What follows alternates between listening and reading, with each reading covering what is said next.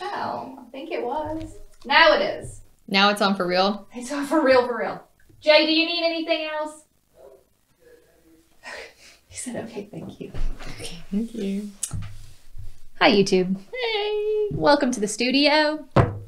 Today, we're covering a very important topic. Hold on, I'll get there in a second. Are you ready? Yeah, I'm ready. Are you good? Yeah, I think I'm okay. Okay. Shake it off. Yeah. Okay. Hi y'all, welcome to Hustle Humbly. It's Alyssa and Katie, and we are two top producing realtors in the Baton Rouge market. We work for two different companies where we should be competitors, but we have chosen community over competition. The goal of our podcast is to encourage you to find your own way in business. So stop comparing yourself and start embracing your strengths.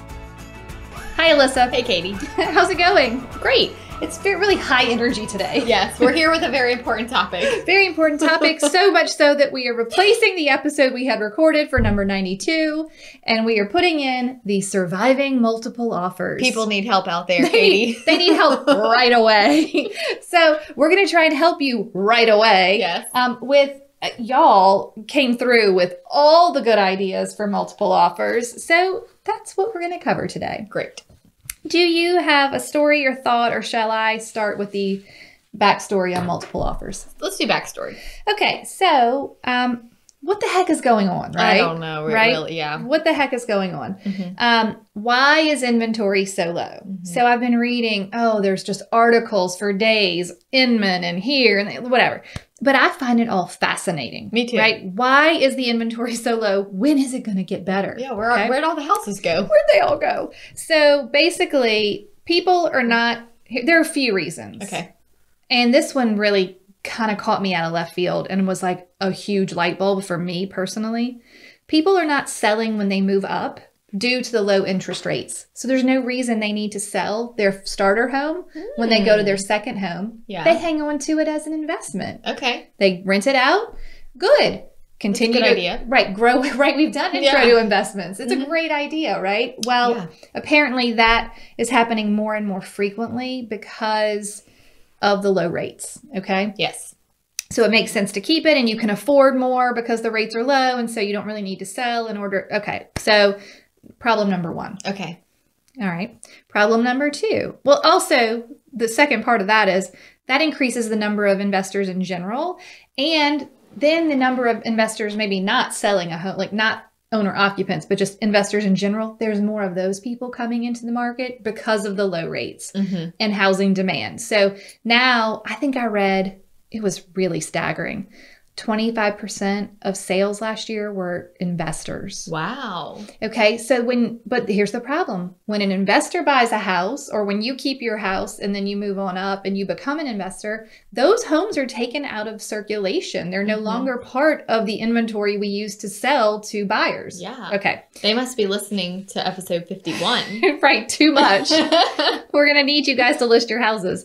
Okay. So that's number one, investments. Number two, the building numbers are still not reaching where they were pre-crash. So pre-2008, building basically had gotten really high, fully dropped off. We still haven't reached pre-2008 build frequency. Okay. And now it's really freaking expensive to build. Yes. So it's even more difficult to get the needed number of units into circulation. I also heard that this could be because we've had so many natural disasters in the last several years that people are having to rebuild cities. Oh yeah, that's true. Chunks of cities. And that really affects building materials as well. I mean, Right. there's just not a limitless supply. It causes the prices to change.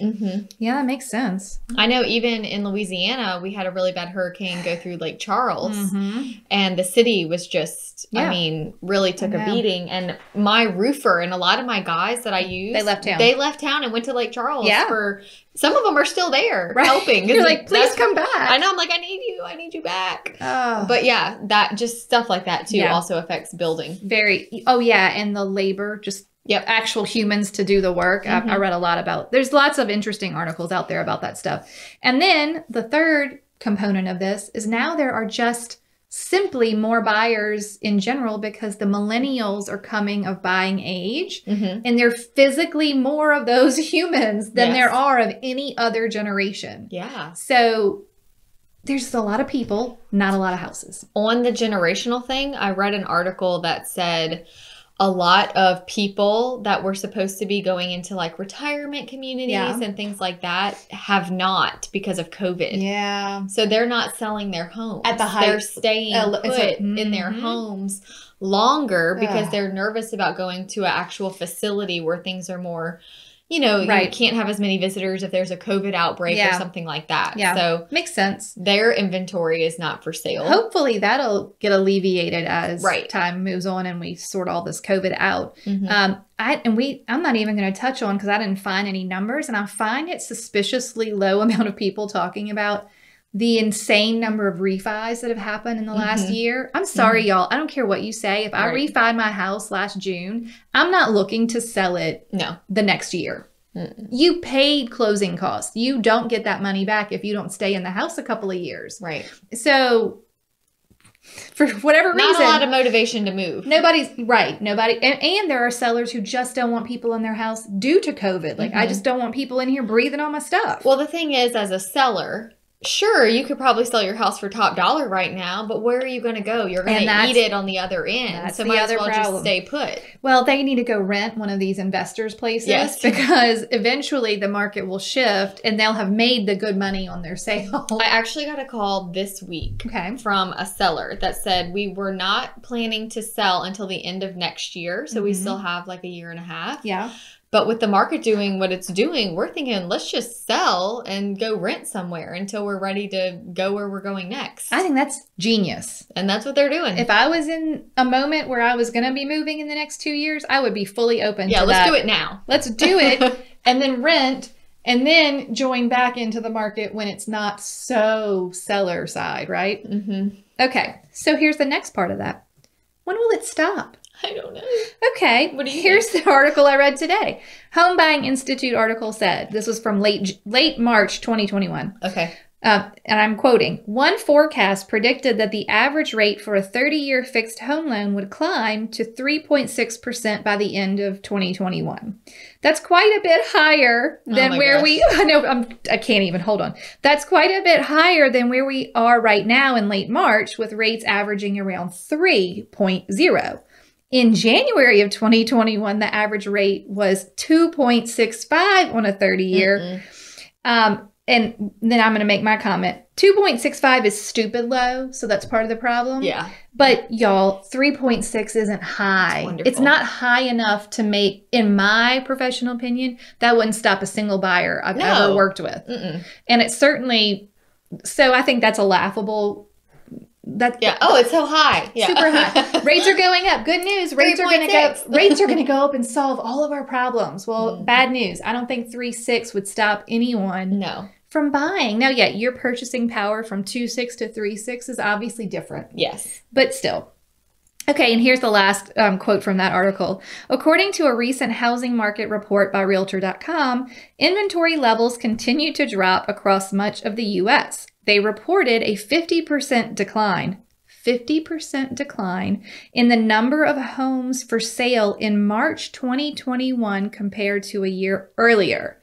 To state it differently, the nation's housing market shrank by half in just 1 year's time. That is a staggering reduction in the number of homes for sale, especially when you consider that inventory conditions were already tight 1 year ago.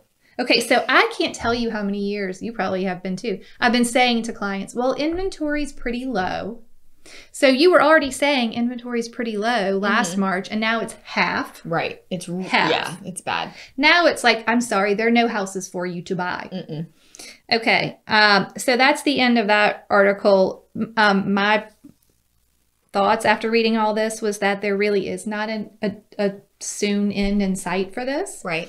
Rising rates and home prices may slow down the current pace, but I think it will slow it down from ridiculous, which is where we are right now, to just hot, right? It's still going to be a hot market. It's still going to be a seller's market for the foreseeable future, is what this article was saying. They were saying well into 2022. Okay, so it's not all doom and gloom. No. Now we're going to tell you how to deal with this. Okay. Because that's really what this show is about. It's not about oh, there's a problem. Right. Let's just talk and vent about this problem. We're just going to talk about it and we're going to be so sad and we're going to tell all of our buyers that it's going to be terrible. Yeah, you can't buy a house right now. No, you guys came back with some great thoughts, advice. I have a seriously long list of tips for writing multiple offers. Okay. Okay. So you go. I've been monopolizing. You know what I have found interesting about this whole thing is that before all this craziness, I always heard about cities that had multiple offer problems all the time, like in California and like all these cities. Places where a lot of people are flocking in. Yes. Okay. What's interesting here is that it is pretty much everywhere. So widespread and in the weirdest places. Yeah. The weirdest place. Not just like Austin, Texas. It's like everywhere. Mm-hmm. Right. And I think it's interesting. I mean, we're in Baton Rouge, Louisiana. Mm-hmm. Are we experiencing multiple offers? Yes. But I don't think we're experiencing it like we are hearing about. No. Like, we're not getting dozens of contracts. I feel like 6 is sort of like that number. Do you? Like, do you ever get more than 6? No. I feel like it is if it's multiples, it's either 2 or 6. Right. And I've never gotten more than 10. No, me neither. I've never gotten more than 10. But there are markets where they're getting 20, 30, 50. We've talked about this before, but bless them. We're going to talk about dealing with that, though. Mm-hmm. I mean, so you're right. We're more levelized. I think that this is my prediction. We can listen to it in like 2025. Great. We'll like split screen it and then see what happens. I think that it is going to continue going up a little bit more, and it's not going to crash. Like people keep asking, do you think if I buy a house now, I'm going to be, totally upside down? And I don't think that's going to happen. I think it will plateau. Yeah, I think I could see that. And we'll kind of stabilize for a while. Yeah. And then it'll just be kind of back to the normal rate of appreciation. In 2025? By then. Okay. Like, I think the next 2 years we're looking at a low inventory, very competitive market. And at some point it will start stabilizing a little bit more. I agree. Okay. That's probably not what people really want to hear. I think it's good though. I mean, it's fine. Look, I can think of worse things. Mm-hmm. No buyers in the market. Right. Everyone wants to sell their house. There's some sort of economic problem and you're stuck with it. A la 2007, 8, 9. I was there. Like, it wasn't And now fun. is a good time to reach out to all the people that are withdrawn or expired. Yeah, right. If that's your jam. Or if you just ever had a listing that never sold and they decided to take it off the market to rent it. Call those people. Yeah. If you had the listing with a cell tower in the backyard or on a busy street or something that maybe is a detriment to them, sell it now. It's time to sell. It's time to sell. Okay. So we got some great ideas on ways to win. Okay. So we've done a whole episode before on writing offers, if you want to go back and listen to all the nuts and bolts. But here are some ways to win if you know you're in a multiple offer. Should we start like from the beginning of the process? Go for it. From the very beginning? Yeah, go. Here's something that's attractive to me. Okay. When I first list a house and I get a email, text, call from an agent that says, any offers on this house yet? Thank you for asking. I'm like... Thank you for asking, and you must be really interested. Thank you. Right. You are hot. I heard from you first. So I think that reaching out quickly and then saying, okay, awesome. Thank you for letting me know. I'm going to go show it today. Yeah. Getting there quickly. But I think that it's like the listing agent just has you in their brain. Yeah, I agree. More than the others. I agree. Okay. Okay. Well, while we're on listing agent, because I did get a great tip on that. Okay.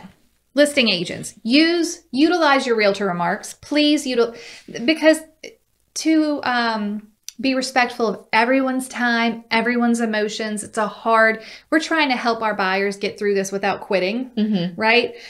So listing agents, use your realtor remarks. Put it in there if there is a preferred closing date, if there is a possession date that they need, like do they need to stay a week later, whatever. Are there any reserved items? Number 1, all that needs to be in realtor remarks. Number 2, include if there is a time when showings will stop and offers will be due or /reviewed. Okay. Okay. So you're going to have multiples. If you're in a market that always has multiples and you're the listing agent, please just put in the realtor remarks. Offers due by Tuesday at 5 p.m. multiple offer, or, we've already received multiple offers, whatever it's going to say, but you need to tell, and then they don't have to call you. Yes. They don't have to harass. You're going to have 30, let's just say you're in a hot market. Do you really want 30 showing agents beating down your door asking how many offers you have, when the offers are due? You could just put it in the actual notes. So this is how I keep my updates. I go into realtor remarks and sometimes even in the public remarks. So change the first sentence to the remarks that the public sees and says, multiple offers have been received on this property. We are calling for highest and best by 4 p.m. tomorrow. I think that's fair for and then I copy and see paste it into the realtor remarks also. And then I copy and paste it into the showing time instructions. Yeah. So if somebody schedules an appointment on that house, it is sent to them immediately. They already know. Yes, you don't need to find me. Mm-hmm. And I think that that's a really good way to handle it. Everyone needs to know. The public, the realtor, just get it all done. Okay, we'll come back to listing agents in a minute. So here are ways to win. Okay. What's your number one way? You tell me. Like I said, I start off by just trying to communicate with the listing agent quickly, getting there as quickly as possible, and then helping my buyers understand that this has to happen quickly. Oh, I've said quickly a few times. I'm so glad that you said that. Let's back it up. We're going to go backwards. The number one thing you need to do to win multiple offers is to start off your buyers with a conversation about the market before you're in the market. Right. Okay, buyer contacts you. They want to start looking. They're at $250,000 and everyone else is too. Okay. We are doing them no favors by just saying, yes, I will show you the house on blah, blah, blah. Are you pre-approved? Okay, great. Let's go. They need an actual come to Jesus before you have to do, like, hey, the market is competitive right now. I need you to just be prepared. If you're not willing to, be in a multiple offer situation, the area and the price you're looking at is going to be tough. Because also none of us have time for them to learn this lesson the hard way. Right. On the third or fourth offer and the, 10th and 12th showing. Okay, well, you see, we keep losing them. Right. Because no. Right. We're going to start on the front end and you're going to tell them, I want this whole process to be positive for you. So I don't want you to learn the hard way. I'm not going to let you go fall in love with a house, write an offer, and get rejected. Right. Even if it only took one time to learn, that hurts. It's not fun. Nobody's having fun then. And this is where communicating with your buyer's lender is super important. Yes. So I just had a buyer come to me and she was like, hey, Alyssa, we just got pre-approved and we're ready to buy. What are the next steps? Yeah. My thing was, hold on, let's back up. Right. And I sent her the questions. Who is your lender? What type of loan? Yeah. Did they go over monthly notes with you? Yeah. Did they give you closing costs? Yep. Did they give you a fees work? No. She basically knew who the lender was. And that she was pre-approved. Pre-approved in my did not air know quotes. What the monthly note looked like. Did not even think about closing costs, and like, that's the old way, friends. Right. We got to do the new way, which is I need to have every I dotted and T crossed pre-showing. And that, I'm not going to lie, that's probably going to mean some buyers don't work with you or don't shop at all. That's okay. That's okay because it's not going to do you any good because now you're having to spend more time with your buyers to see houses that you lose in multiple offers, whether you write the best offer you can or not. Right. It's taking more time. So we don't have time to take someone who can't understand what's happening. Sure. And I think, I'm having to tell my buyers, understanding these numbers up front is so important because in the moment of fighting for a house, we don't have time to run numbers and wait to hear back. We need to be confident going into it. Agree. So, okay, well why don't before I give you all the ways to win, let's talk lenders then. Okay. Because I got some excellent tips from my favorite lender yesterday. Good. She says, and I agree with this 100%, using a local lender will pay off in that if the listing agent recognizes the name and reputation of your lender, especially in multiples, and let's just remove cash people out of the equation, but especially in multiples, if the listing agent says, oh, I know her, never had a problem, always super professional, always gets it done on time, I'm confident there. Deal. Okay, that's helpful. So local lender. Now's not the time to show up with some XYZ bank that says they're going to do it. No. Right. Okay. Then she told me the lender can go higher on the interest rate to increase their lender credit for basically for first timers or anyone that needs closing cost assistance. So you don't have enough money for your closing costs or all of it. Instead of asking the seller for that, because in a multiple offer, that ain't going to fly. Right. The lender can increase the rate and give you some lender credits for those closing costs. Perfect. I mean, look, it's not ideal, but if that's the situation you're in. Well, it's not going to change your monthly note that much. No, it's really not. So I thought that was a good tip. The other one was, and I knew this was happening a lot, especially with that particular lender, at 20% down, they're hardly doing appraisals anymore. She said at 10% down, their office, and it's not just them, can basically run the address of wherever you're going and find out if the property is eligible for a property inspection waiver / appraisal waiver. Right. So do we need to go and do an appraisal? No. Well, hey, can you type in 123 Main Street before I head over there? Because if I know I'm going to write an offer and I know my client is putting 10% down and the lender that they have says 123 Main Street, yep, not going to need an appraisal. Well, that's pretty awesome. It's a big deal. It is a big deal. That's a big deal for your clients that have to get a loan. Especially if you're going over asking. It's like, yeah, we're going over asking and we don't have to worry about it not appraising. Yeah, exactly. Exactly. So that's a huge, huge one. So you need to talk to your lenders and find out if they can do that. And if they don't, maybe now's the time to shop for a lender who can. And then she said you could also share your lender's reviews as a way to give the listing agent confidence. So, that's a good idea. Hey, maybe you don't know who this lender is or what. Either way, here are their reviews. I've been working with them for 10 years. They always do a good job. Here are the reviews. Now you feel a little better. When I do email the listing agent the offer, I will copy the lender on the email and say the pre-approval letter is attached. The lender is copied on this email. You have our permission to ask the lender any questions that you need to ask to feel comfortable moving forward. We will get this thing to the closing table. Yeah, I think that's good. So all of those things are happening before you start looking for houses. Oh, yeah. Let's hope. Yeah.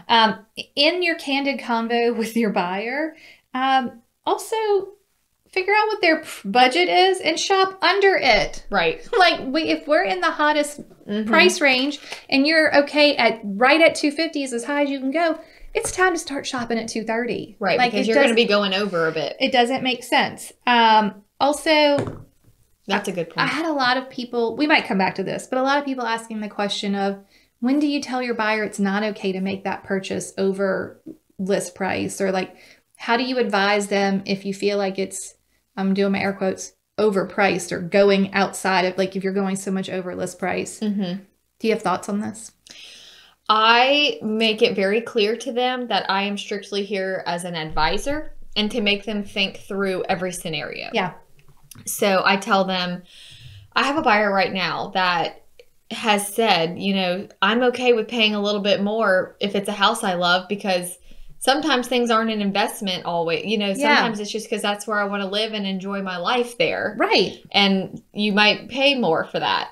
But also I tell them to evaluate. I say, your personal finances better than I do. Yeah. Your time frame with how long you could live here. Your monthly budget. Yeah. All those things. It is my job to show you the facts and data of the market through comps and what's going on. Yep. But at the end of the day, you have to make that decision. Well, and why? This is a really big, why are you buying a house? Right. Like, you're right. Every day you wake up with a roof over your head. What is the reason that you're making this purchase? I mean, the numbers don't always, I think, make the end decision. I think that a lot of realtors, and I have gotten calls of people being like, what do you say? And I'm not here to give them the answers. No. It's not our job. It's really a liability to give them the answers. Quite honestly, I think you probably want to make sure that's in writing in an email that says, here's the market report. Yep. I will do whatever you want, but I cannot guarantee that in 3 years, the value will be the same. Right.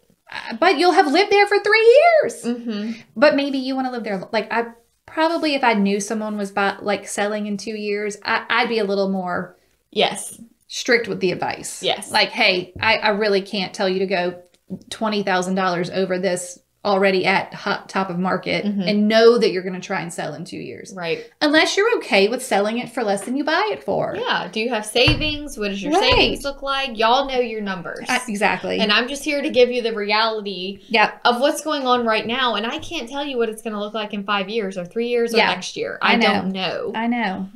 But I think that we know the things to think about. Yeah.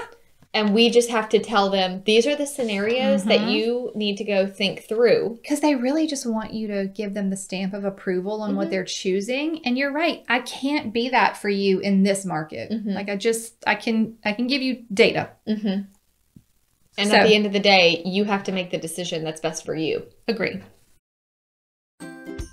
Hello friends, we are so excited that so many of you are using the template course and the reviews are just pouring in, letting us know that it has helped your business as much as it has helped our business. Yes, listen to this review. Thank you so much for providing this wealth of information, knowledge, in template form. So far I've used a handful and received positive feedback like, "This is so professional," or "I really appreciate how organized you are." I mean, can you imagine? Yeah, your clients are actually going to say that. Yes. All right, here's another one. Thank you so much for this. I can't tell you how many times I've started this and how many notebooks of samples and notes I had. I have ADHD and it is super hard to stay focused on getting it done. Having it all in one place is going to make it so nice. That is what we're here for. I know. Just look, you don't need to reinvent the wheel. Just use these. Yeah, nice and simple, easy, ready to go, ready for you to put your own logo on, make it sound like you. So head over to hustlehumblypodcast.com/course and check it out. That's right. And you're going to enjoy them. You're going to love them. You're going to change your life. Literally fired my assistant. They are the best. Okay, enjoy the template. Yes, enjoy. Okay. Are you ready for some ways to win? Yeah. Okay. Number 1, clean offer. Please don't start throwing in anything extra. No home warranties. No home warranty. Oh my word. If your client needs one so bad, they can buy it, you can buy it, whatever floats your boat. But don't make the seller buy it, and don't even write it in there because it's just a term that makes them have to read more. Okay. Offering people to stay in the house rent-free a month or so if they need longer possession. I think that needs to probably be an automatic. If you're in a hot, hey, look, you're worried about buying a house. No worries. I'll let you stay in this one for a whole month for free, 2 months, whatever it's going to take. Like, I just need your house. And the good thing is when you buy a house, your mortgage skips a month. Yeah, so you can do it. So if you buy in June, your first mortgage payment is due in August. Yeah. So you have a free July. I say, quote unquote, free. But your mortgage payment is not due in July. So you could use that to your advantage. I agree. That's a good tip. Okay. The next tip was ways to win. Cash. Pay cash. Just pay cash. Yeah. Not everyone can do this, but okay, fine. Yeah. Remove appraisal clauses. If you're cash, you surely better not have an appraisal clause. Right. Like you either want it at that price or you don't. Like that doesn't make any sense. But also putting in there maybe in the event of a low appraisal, buyer is willing and able to pay up to $5,000. Yeah, give it some dollar over appraised value. I think that's or fair. 6 or 7 or whatever your savings will allow. Yeah. So that because I think that what we're seeing, and I'm going through this right now, and it's quite frustrating. The offers are going higher, higher, higher because buyers and agents know, well, it's contingent on appraisal. And then they're like, it's not going to appraise, so I don't care. It's like funny money. Yeah, like, we're just trying to win. This isn't, I have had this happen too. and I've also it doesn't appraise. But wait, here's the funny thing. I've been on the listing side of that this year where it's like, I think these people are playing with funny money because they're just like throwing out 13,000 over list when they could have got it for 2,000 over list. And I'm like, are they just picking a random number because they don't think it'll appraise? Because I didn't think it was going to appraise. And you know what I had to tell my seller? Please do not count these dollars until this has appraised. And don't you know, that's son of a gun appraised. And I was like, well, good for you, Mr. Seller. Congrats. What, you know what? Nothing ceases to amaze me anymore. So you're right about that. And I have one right now that didn't appraise. By $25,000. Very sad day. And we cannot get a second appraisal because it's a VA loan. and VA and FHA, like it is with Did the your dad property. get an earful on this? Being like the go-to VA Right, appraiser. I know. We were like, because he couldn't appraise it because it's you. Yeah, he can't. He probably saw it come through and was like, can't take this one. Can't do it. Best of luck. And failure. But that's something to look for as a listing agent is like, what type of loan are they doing? Yeah. And in the event of a low appraisal, conventional is much easier to do an appraisal dispute. Yeah. With conventional, you can usually order a second one if you just really feel like you got a bad appraisal. Yeah. So. Yeah. This one, the next tip was, well, remove appraisal clauses, but 20% down with an appraisal waiver. So that goes back to the lender tips. Like, okay. What if we don't need to get one at all? Just because I have a loan doesn't mean I have to have an appraisal. So just look into that with your lender. That's awesome. Few or no contingencies.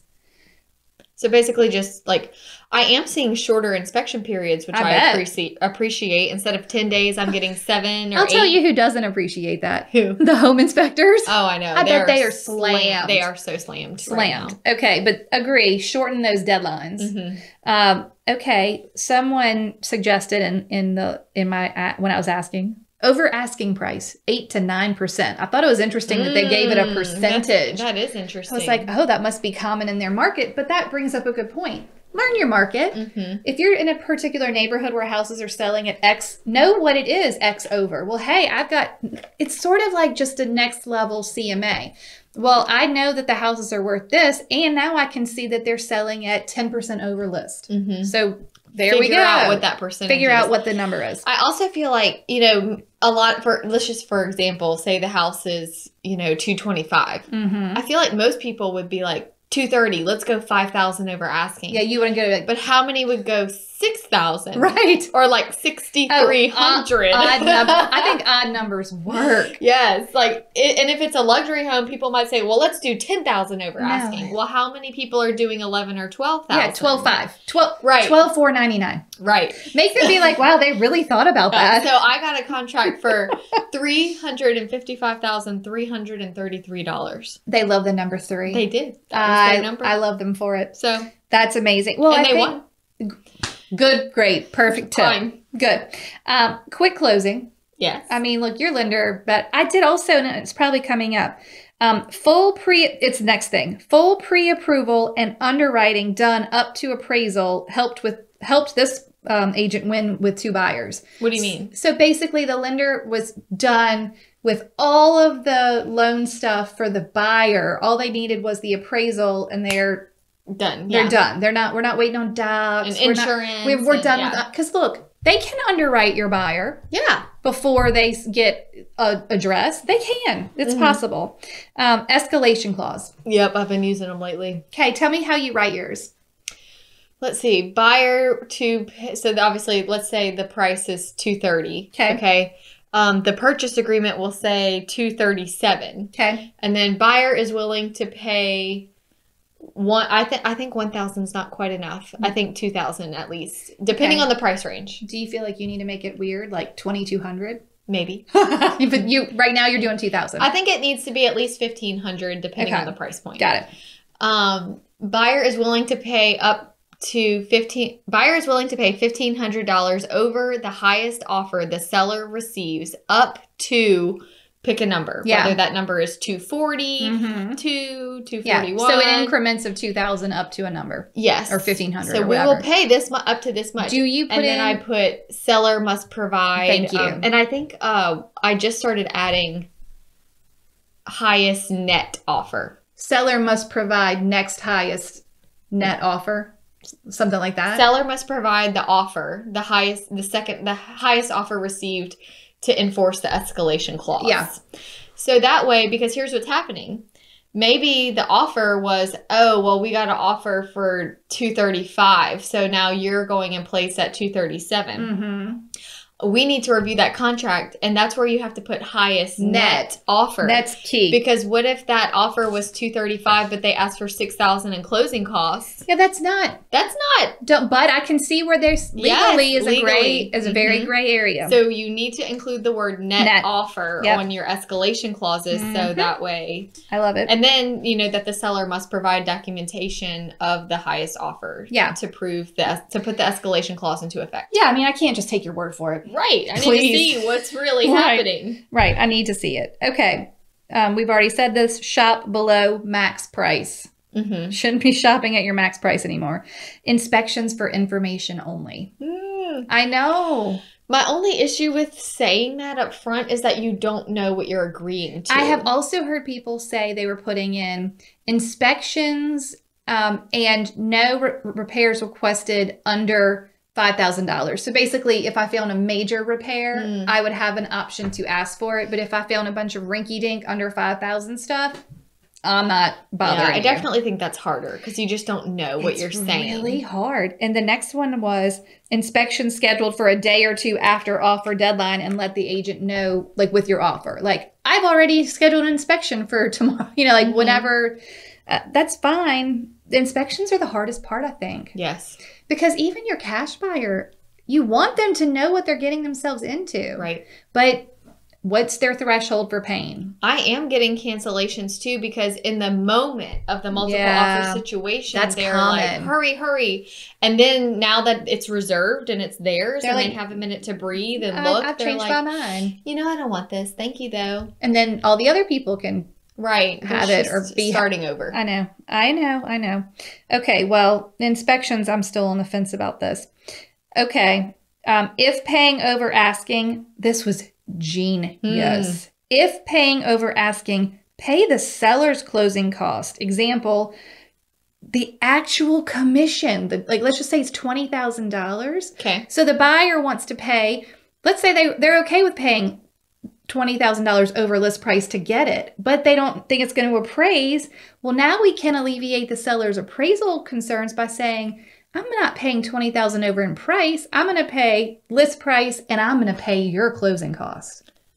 Huh. Do you follow what I'm saying? But would they have to pay that cash I don't out have of a clue. pocket? I I don't know how it would work financially on with the lender side. closing. Yeah. I mean, I guess it's just like going out and buying yes, they might have to pay it directly to this. I don't know. You'd have to have the cash, I think. I think so. I think you'd have to have the cash. But then what was y'all can do some research on that. But I did think it was interesting. That is. Like pay something for the seller. I had someone post that they also gave the seller 1 year of Netflix. Oh my gosh. Like it's not even worth that much money, but I was like, okay. Yeah, that's funny. Oh, and while we're on that and it being silly and funny, y'all stop it with the memes. Y'all stop it right now. We've already talked about it 1 or 2 times. I had someone repost it in our stories yesterday. We're scaring the public. Yes. We're making sellers think that they're super, they don't need us. They don't need This us. is easy. And they can have whatever they want and they're going to get the buyer's firstborn child and a lung and all this. Don't stop it. Okay. Pay title fees. Okay. That was one of them. Kill listing agent with kindness. Oh, I'm like, where is this going? Don't kill her. Don't kill it. Oh my God. I think I saw a headline the other day where a buyer's agent had put a padlock on the fence so that no other showings could go. That's terrifying. I mean, that's just illegal. But yeah. y'all, it's getting crazy out there. It is. Okay. Kill the listing agent with kindness. Y'all know what that means. Well, who do you want to work with? And Right. hey, don't be texting and emailing them at midnight. No. Oh, yeah. It's not urgent. But you better be taking them a bottle of wine and getting them a spa day. Lender calls the listing agent. Okay. So lender's going to I love this one because anyone can do this no matter who the buyer is, no matter what their financial situation is. Make an offer summary. So like a cover letter that says, here are all the terms. I'm not going to make you dig through this. If you're having to go through 30 offers and our offer. I'm going to make this as breakdown easy as possible. Offer. Yes. So it said, and you do this, I think, presentation is everything. Yes. All docs in one PDF with a cover sheet with the terms outlined. Okay? Yep. All right. So get all of that going there. Call the listing agent from the get-go to build rapport. And that's just like what you said. Reach out from the minute it hits the market. Hey, house looks great. I'm sure you'll have multiple offers. We're going to go see it right away, or whatever you want to say. Would love to work with you. My go-to. Good earnest money. I mean, should be obvious, but let's give a decent deposit, my friends. I've had people write in their deposit to be non-refundable. I think that's fair. No matter what. During inspections or whatever the case may be. Like, if we cancel, you get my money. Okay, I'm so glad you said that because Alan, our good friend Alan, who's a newer agent, said he has won a couple of multiples against seasoned agents recently with option money, which is what you're saying. Basically, they had earnest money, so a deposit, which was going to go back to the buyer, and then they had option money, which could be $500 to $1,000 or more than that. That's for the seller in the event it doesn't close for any reason. So, hey seller, thank you for taking your home off the market. I am going to give you this option money for you as a thank you. And then he sent me a really nice, I'm going to find it and read it, like kind of description of how because it was actually in their Georgia purchase agreement, option money. Yeah. And no one uses it. And so he was like, well, shoot, it's in here. I'm going to start using it. And it was working. And I'm like, well, that's genius to just use what's already in your contract. Right. But I do think that it's important that you tell the listing agent what that is. Because if it's not a common practice in your market, or if your buyer's doing something out of the box, we'll explain it to them. I mean, what if they don't know what's going on? He says, when I send the offer, I'm now explaining the option money to the listing agent in terms they could use to tell their seller. So here's the quote. My buyer is also including option money as a guaranteed amount of money for your sellers in the extremely rare case something happens that causes the deal to fall through. I like the way you said that. Extremely rare. I don't think this is going to happen. We're not planning on this. Right. Think of it as, thank you for holding your house off the market for me money. I think look, y'all, I think that makes sense. The last deal, the other realtor had no clue what it was, and thus, without my explanation, wouldn't have been able to help the seller see how good our offer really was. Awesome. Yeah. Even if it was not the highest purchase price. So I thought that was a really helpful tip that anyone could do. And it doesn't have to be a lot of money, but it's like, here, it's sort of like a really nice, good faith or a nice gesture. Like, hey, thank you. And I guess we'll go back to that, but I thought that was very helpful. Yeah, that's awesome. Okay, because I wanted to say something else. Thank you for holding your house off the market for me. Because I think this is great. This is a nice way to say it to the seller without getting into let's just do it right now, without getting into the slippery slope of the love letter. Yeah. Yeah. Y'all, I've read some articles. I've been trying to research. The love letter is a potential fair housing violation. You know, where your buyer... Even if we as the agents don't have anything to do with it? Yeah, because fair housing is a law that applies to all people, not realtors. It's a law. It is a law. Okay. And your buyers... Look, even if your buyer takes their love letter over to the seller's door and puts it up there or hands it to them and you don't even know about it, they're in violation of fair housing. Of course, you're not going to get into trouble for that. But it's still the law. And the law is in place for a reason. So I want y'all to really think through... What is the purpose of that law? And I'm not a lawyer, so I'm not going to give you legal advice. But what's the purpose? It's supposed to keep the playing field level, right? Right. And if you're saying like, hey, I want to start my family here and we have kids and a dog and blah, blah, blah, that could be discrimination. Yeah, familial status. Yes. Now, even so right there, no matter what type of familial status you have, single, married, kids, whatever, just saying what you are is that. But a lot of people put a photo in there. Yeah. And then you're talking about all the things. Right. What you look like and what your family looks like.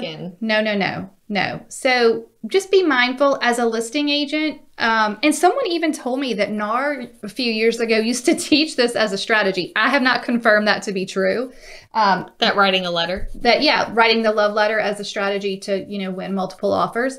I don't know what NAR's stance is currently on it, but I can see where there might be a real fair housing issue. Yeah. And I don't think you need it if you do all the other things right. And as a listing agent, you're not supposed to present them if it's fair housing issue. And as a buyer's agent, you're not supposed to send it. So I'm not the authority. Y'all can go check it out. But it brings up a really good point. Right. I mean, I want the playing field to be levelized. I don't want to contribute to that type of discrimination. Sure. Okay. So I'm pinning that, but y'all be careful with that. Okay. Reduce the commission to help cover an appraisal gap. So you, I guess, would have the option, if that's something you want to do, to cover an appraisal gap with your commission. No, thank you. I'm gonna take pass. Okay. But I guess some people It could happen. felt like that was helpful. Commit funds if property doesn't appraise. We already said this. Like, say, hey, if the appraisal is low, we're going to commit X dollars to that. Okay.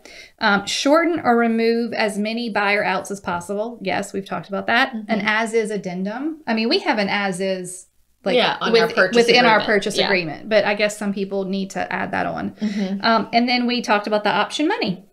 Perfect. That's what I got. I like it. Were some of those helpful? Yeah. Okay, perfect. Now, what else? Do you want to add any to that?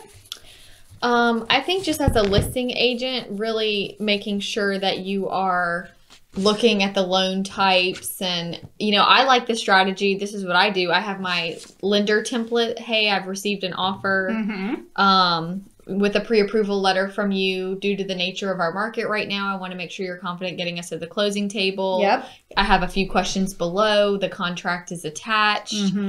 How long does it take that lender to respond? Yeah, you need to know. And sometimes they never respond. You're doing this as the listing agent. Yeah. And I'm like, oh, okay, well, lender of A, B, and C responded immediately. And lender of C and D offer never even got back to me. Yeah. So take me through that. We're talking about as the listing agent, how do you figure out which one to take, right? Yes. And how do you just logistically get through this? I also had people saying they were using spreadsheets to help the sellers quickly review and make a decision for two reasons. One, because it's hard to review 30 offers, right? It's hard to review 10. Honestly, it's tough on 6. Right. I mean, you're splitting hairs. You need to have columns in the spreadsheet that kind of goes through every term. But the other part that I hadn't really given a lot of thought to was, do this method so that your sellers can make a quick decision so that you can put these poor buyers out of their misery and back into the market quickly. They're waiting on you to say if they get the house. I didn't tell you something. What? Okay, so I listed a house. I'm like, what is it? It looks serious. I listed a house that got 6 offers. Magic number 6. Okay. All right. I listed it and the showings just started coming in my inbox. And you know. I mean, tons of showings. You know, yeah. I got the first offer within like 2 hours of listing. Okay. I used showing time to communicate to everybody. And then I also copy and pasted it into realtor remarks. Okay. So I got the first offer and I said, I used showing time to say, I just want to let you know we have received an offer. It has a response time of 3 p.m. If you're interested, I need to know by 2 p.m. Please let me know as soon as possible. Right. Within 20 minutes, my phone rings and it's the buyer's agent. My client is not happy that you are using his offer to solicit other offers. That's how this works. And I said, and this is an agent that knows that. Because they're just trying to bully you, though. And I think that their client was like, and you kind of get riled up. Hey, do you know what? Their client would not have even known you did that unless their agent told them. Unless you told them. Yeah. So don't get me down that path. Right. And I said, let's see, what's a good fake name? Samantha.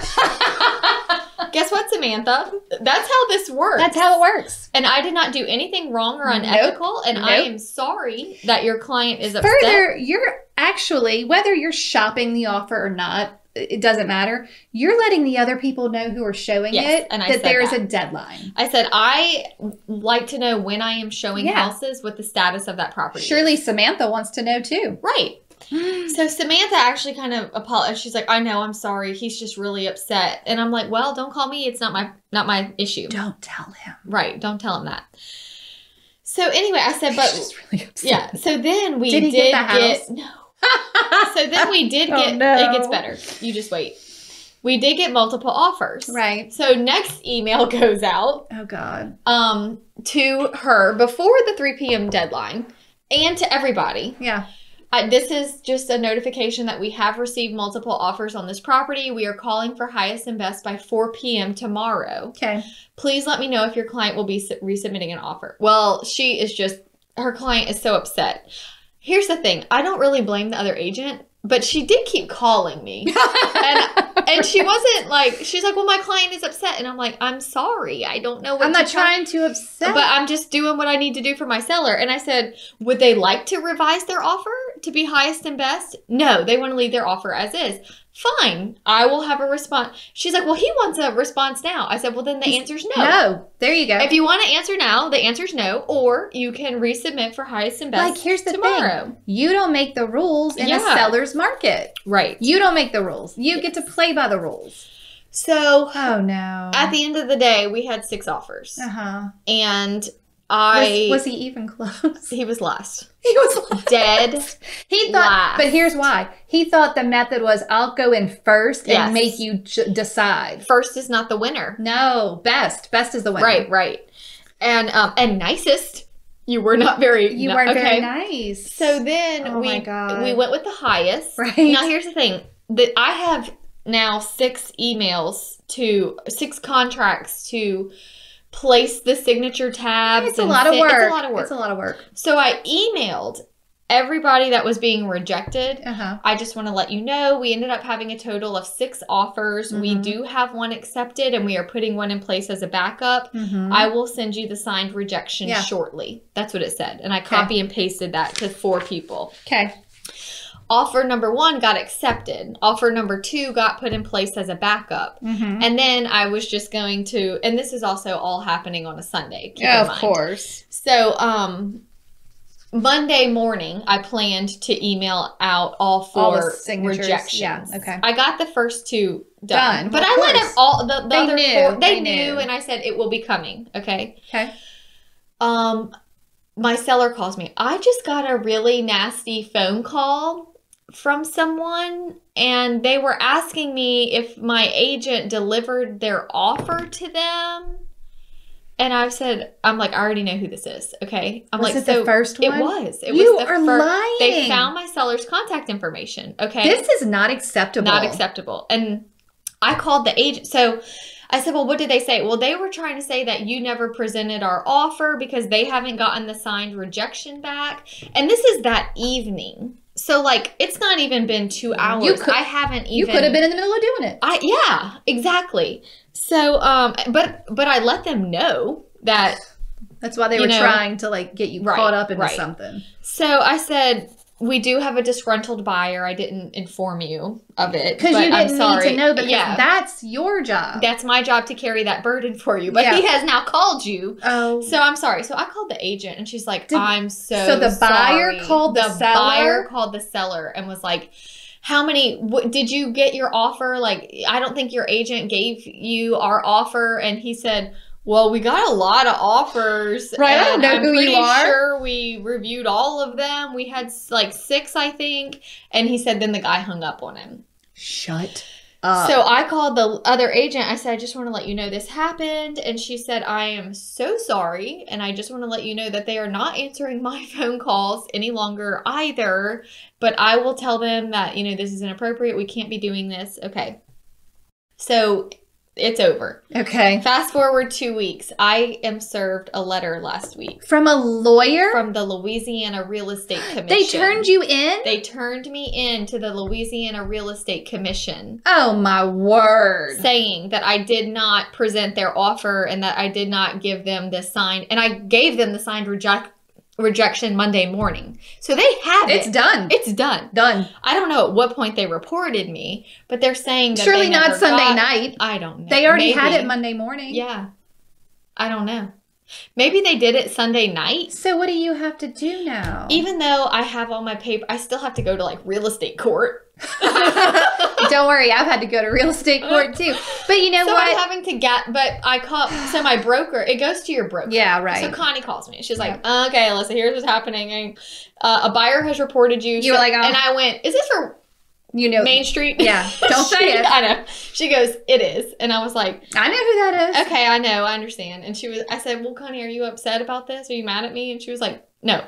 She's like, no. She said, Alyssa, I think we are going to see this happening more and more. I agree. So this is all of this really to say that you really need to be crossing your T's and dotting your I's on the listing side and keeping things via email so that you can prove that you handle things appropriately. Yeah, you're going to be roped into lawsuits with these people who are just mad because they can't find a house. And you can accuse somebody of anything. And, yes, you know, can. even though I did everything right, I still have to go through this process. Which is time consuming. Yes. It's very So you need to be really mindful of your systems right now, because if you are not handling every buyer in the same manner, they could easily accuse you of whatever they want to accuse you of. Oh my God. So your paper trail really needs to not, like, phone calls do not need to be happening, because you cannot prove a phone call. No, you're right. That's true. I'm going to need it in an email. Oh my gosh. It's terrible. Very terrible. Thank you. That's a very helpful story. I'll let you know how it plays out. I'm sorry you're having to deal with that. Yeah, it's okay. It's a pain in the butt. Okay. I'm sorry. Here, how about a few questions? Okay. All right. Question number 1. We kind of covered this. What do you think about buyers wanting to waive inspections to get into the house? I don't like it. I don't like it either, but also not my business to make up my buyer's mind. Sure. Like, I will tell you my thoughts, in writing, probably. Right. Yeah. And they even have like the form you ask them to sign saying, I don't want an inspection. Right. Yeah. I mean, like, as long as you're covered, if that's what they want to do. But I hate it too, but also this is a good time to remember, this is why you need to be paying attention when you go into houses, and hopefully you can catch some red flags just from sheer knowledge of homes. Right. Okay. That was 1. Escalation clause, yay or nay? Yay. On the buyer side and the seller side? Yeah, I like them both. You don't care. Yeah. You're never upset about them. Okay. How do you educate clients on writing a competitive offer without overwhelming them? I think that all that discussion needs to happen before the heat of the moment. Agree. So that way, in the heat of the moment, when they're like, they're not taking it all in. It's already stressful. Yes, that's why the upfront homework is so important. If, as a buyer, I came into the market and let's just say you're a first-time buyer, you don't know any different. If your agent tells you multiple offers are going to happen in your area and price range, we're going to be competitive, this is how we're going to be competitive, then they're not going to say, I'd like to make an offer for $10,000 less than list price. You're going to be like, that's not how this is going right now. Yeah. Okay. Any tips and tricks for discouraged buyers? I think it's just like, reminding them that they need to keep in mind what their goal is. Maybe it's okay to wait if you have time to wait. Maybe, that was the next thing I was going to say. If you're really stressing out and it's just not going well, maybe it's not the right time if you have more time in your lease. We have to be able to say to our buyers, this isn't working. No. You're not competitive with what we're seeing. We can try for a while, but you're getting, discouraged, and it's not, I don't see it getting better. Right. There's not going to be this magical seller that doesn't care about your 100% loan and this price range and this neighborhood. Like, I'm sorry, maybe. And this is going to lead right into my other point. Maybe it's time for you to take a step back, stay in your rental, work on saving up a bigger down payment, because this is so true and so crazy. We've been telling buyers for years, you don't need 20% down to buy. Now you do.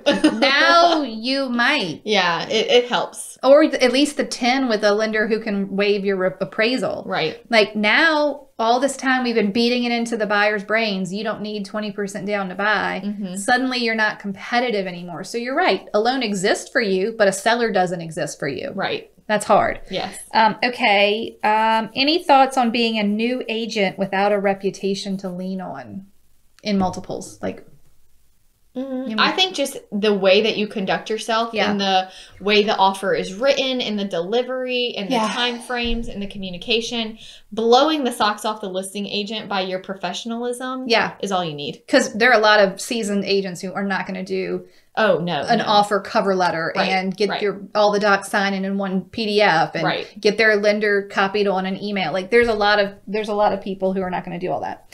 Okay, how high is too high where you don't feel comfortable with your client going there? I let them make that call based on the numbers I have given them. I think that's fair. I tell them, I cannot give you the magic number. No. And here is why I like keeping all of the offers private. Yeah. I understand that we are technically allowed to say, hey guys, we have 7 offers and here they are. Yeah. What I don't like about that is people just start getting ridiculous. Yeah. I want the buyers going in blind and having to decide, what is the house worth to me? Yeah. And then as a listing agent, I see, okay, this person wants it the most. Yeah. And then even on the buyer side, if we lose, I have had that conversation with my buyer that, look, when I say your highest and best, I can't tell you what that number is. You have to decide what is the house worth to you. And if you want to offer $257,000 and I have to come back and tell you that we lost, your response is going to be, then that wasn't the one. Because I was not willing to go up to $258,000. Right, that's it. And then we're all at peace. Yeah. So it's just you don't want them to come back to you and be like, you didn't tell me the right thing. Right. Yeah. Right. I think that's fair. I have a story and then I have a personal question. Okay. Not about you. Stop. Okay. So this year in one of my multiple offer situations as the listing agent, my seller received, I think it was 4 or the magic 6. I don't remember which one. So let's call it at least 4 offers. I think it was 6. And as they're coming in and we've got like a highest and best deadline in place, one of the offers, the agent had been communicative with me. Things were fine. Well, I guess the their buyer had knew the sister of the seller. Okay. So basically the sister who was friends with the buyer came to my seller and said, it wasn't buyer directly to seller. There was a middle acquaintance. Basically, these are my friends and they're so great and you need to sell them the house and blah, blah, blah. And here's my Mr. Seller telling them, oh, well, we have multiple offers and I think, we would be maybe willing to pay some closing costs. I'm like, no. And so the wife calls me, husband seller's been on the phone with so-and-so doing this and that. I'm like, no. He is not allowed to talk to anyone else for the next X hours until we're done. Right. This is what you're paying me for. Right. You're going to mess it up without even realizing you messed it up. Right. You're going to cost yourself $5,000 over saying something like, well, we'd be willing to pay some closing costs. Sure. So it was just really funny to me because you have to tell your seller up front. Right. I am going to work to get you the most amount of money, the best deal, the best buyer, whatever it is we're trying to do here, the quickest close, whatever your goal. And whatever you need. Win the world. Ask your sellers what the goal is. Y'all can't assume it's money. I really like how you said in the beginning, putting in the realtor remarks, this is the seller's ideal close date. They would like to keep their refrigerator and their drapes, blah, blah, blah. Like, tell them what you want. Yes. So when they write the offer, you get what you want. Exactly. Don't make me go back and forth. I would much prefer to just sign accepted. Right. It's going to save me some time. For sure. Okay. And then the last thing that I have here is my question for you. Oh. How do you get a backup in place? Logistically, I don't know why I cannot, for some reason, I am not good at this. This is where I think I'm going wrong. You tell me. You get 6 offers. Best offer number 1 is put in place. You put offer number 2 in place as it's written. Yes. I, in some alternate universe, thought, well, I would counter offer 2 to the same as offer 1 and say, do you want to be back up the same? My thought is, I've already called for highest and best. And that's what theirs was. And this is their highest and best. And if seller is happy with it, if they would be just as happy, like if this offer falls through, maybe the next offer is $2,000 or $3,000 less, but still much more than we ever thought we'd get. So it's fine. It's fine. And that's how, so you just sign it the way it was written. No, I do a counter that says this offer is being accepted as a backup offer. In the event that offer number 1 is declared null and void, this offer will be put into place effective immediately. And then I have my client sign it, and then I just send it to the other agent and say, I don't ask them, would you like to be a backup? You just send it. I just send it and say, if they would like to be a backup, here's our counter offer accepting you as a backup. I like it. That makes sense. Yeah. I can see where I needed to. So this morning I got a cancellation. We had 2 offers on this property. We did not put the second offer in place as a backup. Because it wasn't as high? Yeah. It was just really, they asked for a lot of things. And so we're going back on the market. Because you didn't want the second offer. We didn't want the backup offer. Okay. That makes perfect sense. Thank you. Sure. I'll be so improved. Okay, are you good? We need a toast. We're at 62 minutes. There was a lot of information here. This is a big topic right now. Do you know what is really ironic? Whenever people started asking for this months ago, I was like, our market isn't that hot. I don't know what value we can provide. Like, I'm a little worried that I won't give good advice. And then I'm like, I know what a value we can provide. We got you. What? And maybe I should wait till we're not recording Okay. And I'll tell you about it, and then Jay can insert it here. Okay, fine. All right, let's do a toast. Okay. Insert toast. This toast is from Sarah Beth Ramsey. Okay. I know you like to know where she is, but I don't actually know that. Okay. Okay. She would love to toast to Erica Van Diesel.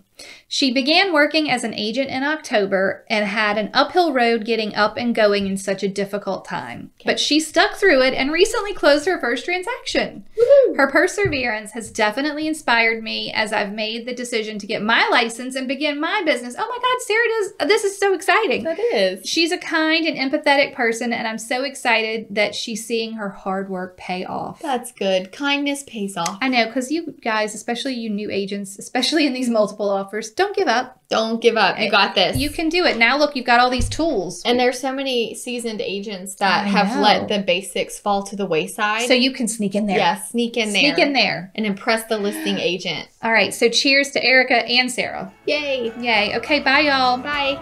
Thank you so much for tuning in to the Hustle Humbly podcast. Let us know who we should toast to for the next episode. Be sure to follow us on Facebook and Instagram at Hustle Humbly Podcast. If you have an episode, topic, or question, please email us at hustlehumblypodcast@gmail.com. Be sure to subscribe to the podcast and leave a review. See you next week. Bye.